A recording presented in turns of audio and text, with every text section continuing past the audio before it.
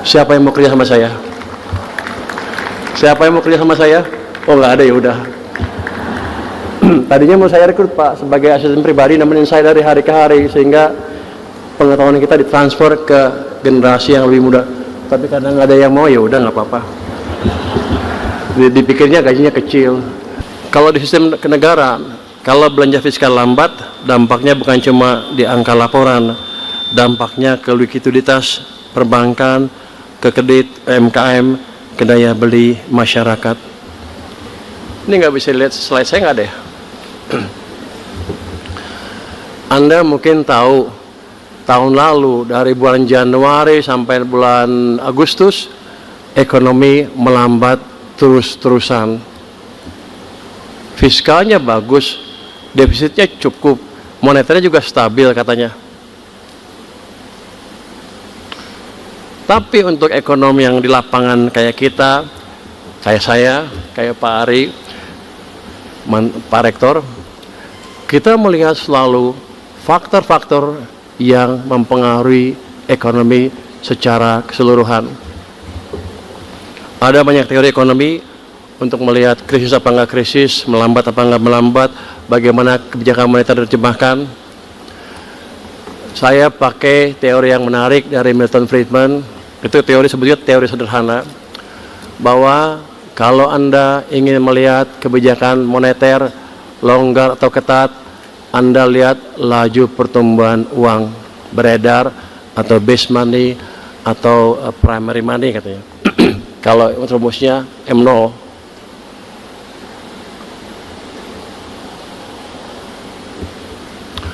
Kenapa ekonomi kita melambat? Padahal kalau Anda tanya pejabat waktu itu ya, mereka selalu bilang kondisi finansial sektor kita ample liquidity, artinya uang cukup banyak. Tapi yang mereka lihat adalah bukan uang di sistem, tapi uang di perbankan yang nggak semuanya di sistem perekonomian. Yang di sistem perekonomian kita biasanya lihatnya base money atau primary money. Apa yang terjadi? Kalau Anda lihat di sini, yang ada sih, ini ya, hijau ya. Ini sempat ini maklum ada faktor usia. Ini sempat turun ke bawah. Base money turun ke bawah ya, 0. Ini membuat ekonomi kita melambat dengan signifikan. Terus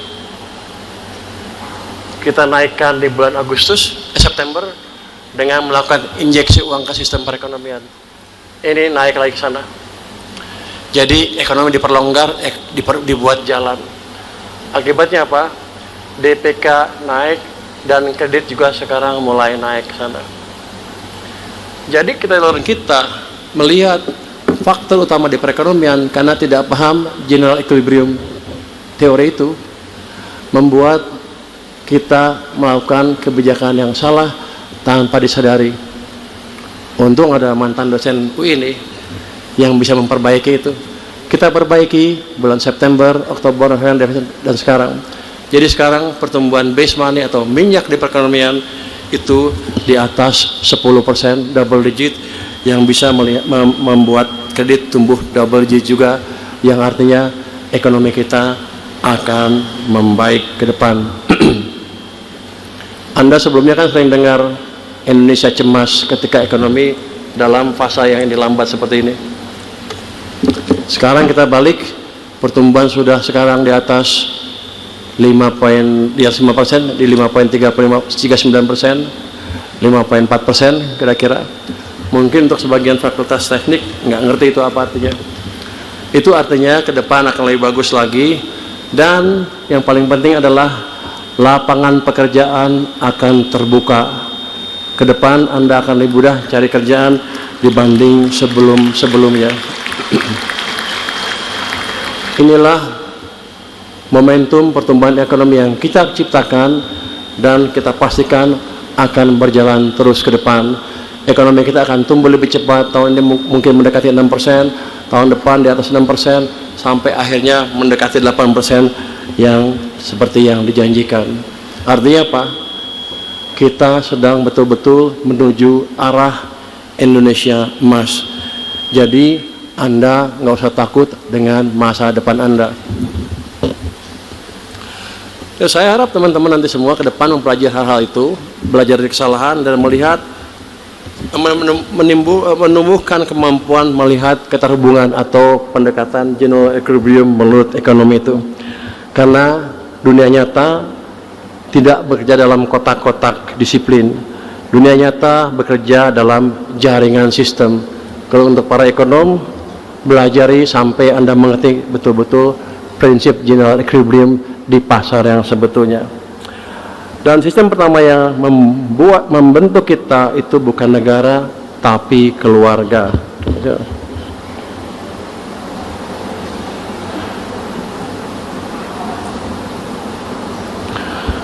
Ini kan Anda baru lulus, pasti sedang cari kerja kan?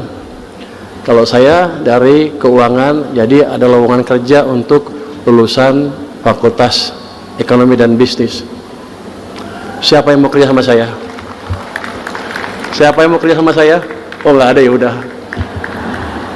Tadinya mau saya rekrut Pak sebagai asisten pribadi, nemenin saya dari hari ke hari sehingga pengetahuan kita ditransfer ke generasi yang lebih muda. Tapi karena nggak ada yang mau, ya udah nggak apa-apa. Dipikirnya gajinya kecil. Di keuangan gajinya bisa besar. Saya selalu bilang sama Bu Lana, gaji di keuangan turun dibanding LPS. Iya, gaji pokoknya lebih rendah. Tapi ada juga jabatan komisaris rupanya, lumayan tuh. Jadi Anda jangan takut kerja di keuangan, nanti kalau mau ngelamar aja. Masa depan di sana juga baik, cerah, gajinya juga lumayan nih, gede.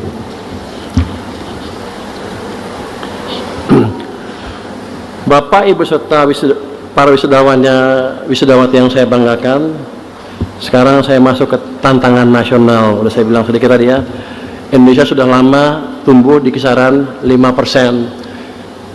Itu kayaknya bagus. Sebagian orang bilang itu sudah maksimal. Padahal menurut saya kita paling enggak harus tumbuh 6,7% menuju 7% untuk menyerap tenaga kerja baru yang memasuki usia kerja. Kalau kita ingin menjadi negara maju, tumbuh 5% itu tidak cukup. Kalau saya lihat Korea, Taiwan, Jepang, Amerika, Jerman, even Cina, untuk menjadi negara maju, Anda harus tumbuh double digit dalam lebih dari 10 tahun. Jadi ketika Pak Prabowo bilang 8%, kita banyak ngetawain kan, oh nggak mungkin. Tapi itu adalah prasyarat untuk menuju negara maju. 8 masih kurang, mestinya harus didorong ke arah 10. Tapi untuk 5 tahun ke depan, kalau dapat 8 udah cukup. Sebagai gambaran, apa sih artinya pertumbuhan cepat? Ya, agak gambar di sini. Di tahun 2025, karena dorongan triwulan terakhir, kita tumbuh 5-11%. Orang bilang, itu mah jelek biasa. Tapi kalau Anda banding negara G20, kita tertinggi, kita lebih tinggi daripada Tiongkok, Cina, Saudi Arabia, Spanyol, dan lain-lain. Jadi Anda nggak usah minder menjadi bangsa Indonesia. Kita top di G20.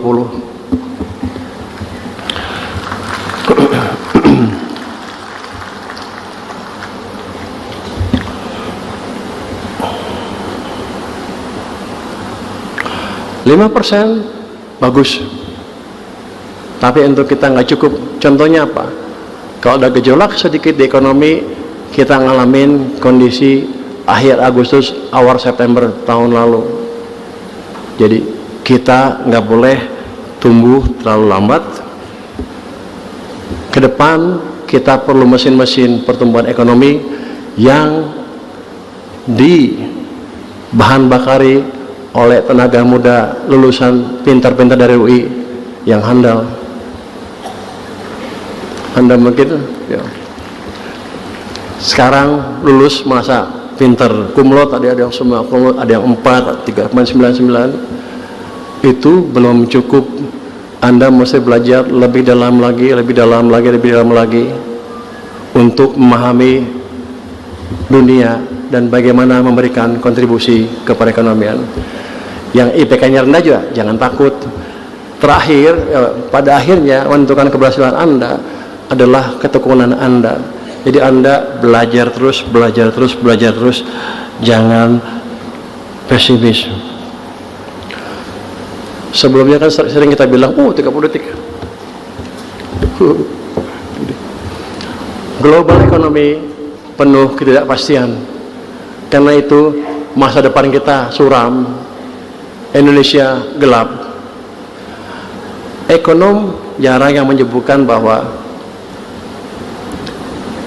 domestic demand, permintaan dalam negeri, itu berkontribusi sekitar 90% terhadap perekonomian Indonesia. Yang 10% cuman global.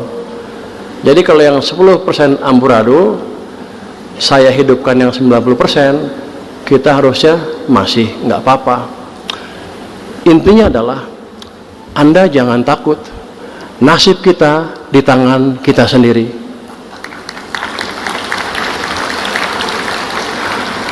Kalau Anda nanti pintar-pintar mengurus permintaan dalam negeri tadi, walaupun ekonominya gonjang-ganjing, kita bilang go to hell, saya nggak peduli, kita akan tumbuh dengan baik.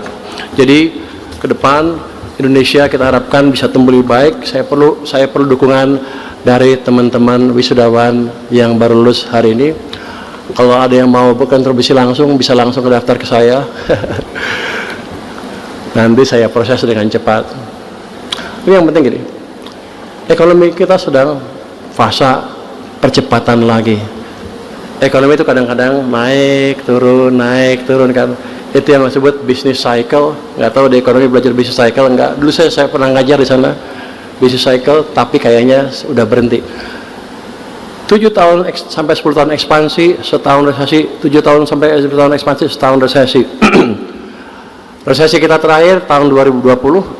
2023 kita memasuki fase ekspansi lagi. Dan kalau kita pintar, kita bisa ekspansi terus sampai tahun 2033 sebelum ekonominya melambat lagi. Jadi Anda lulus sekarang untung, karena kita dalam fase ekspansi, dan saya akan pastikan ini akan berlangsung sampai 2030 nanti, dan tentunya kontribusi Anda akan amat signifikan untuk mendukung ekspansi ekonomi Indonesia ini. Jadi ke depan tolong kita sama-sama bekerja lebih keras untuk mewujudkan Indonesia Emas. Demikian, terima kasih. Wassalamualaikum warahmatullahi wabarakatuh.